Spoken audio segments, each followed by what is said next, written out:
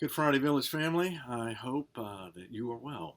Um, so I'm going to be away from the office next Friday and won't be able to send an e-note to you next week. So I'm going to squeeze a couple of weeks into this one, if that's all right with you.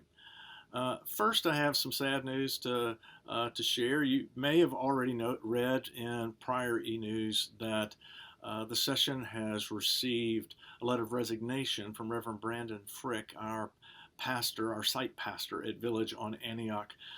Brandon has been with us almost 3 years and has done good work and is beloved by his staff team and the congregation, particularly at Antioch, but those of us at Mission as well. He will be deeply missed. The session has called a congregational meeting. In our polity, it's the congregation's responsibility to officially close the pastoral relationship. So we're going to have that meeting by Zoom on November 29th at 1 o'clock.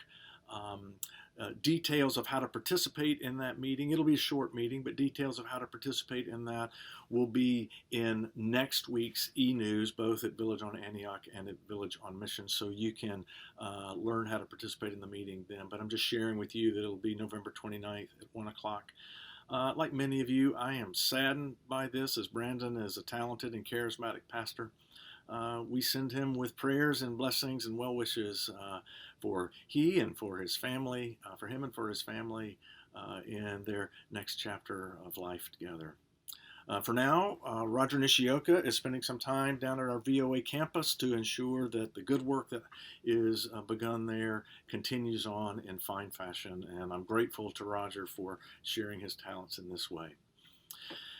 This Sunday, we welcome to our worship, we welcome back an old friend. Reverend Meg Peer McLaughlin will be our preacher this Sunday.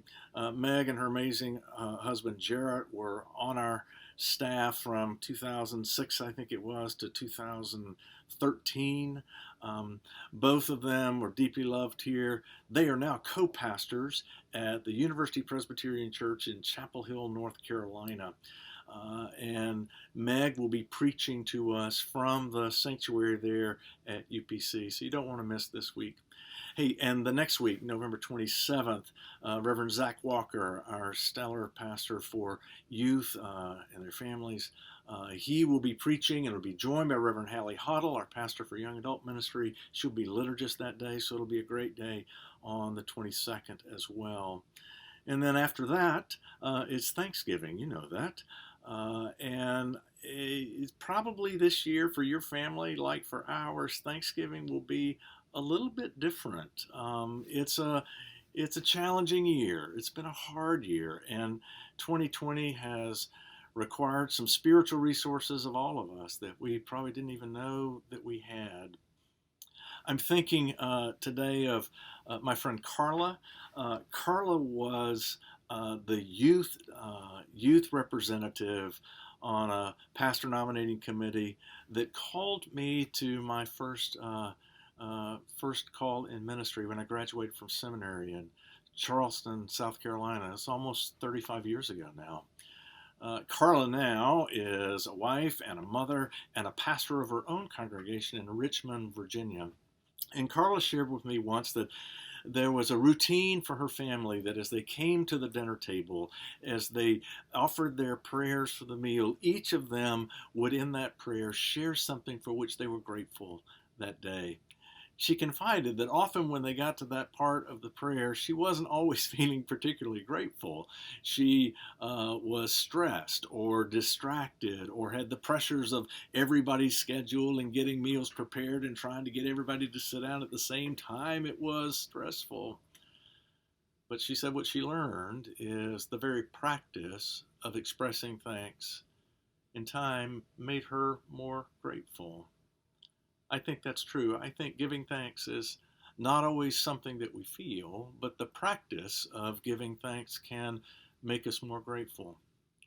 It's been a demanding year, and so in some ways, Thanksgiving is important in a completely different way this year.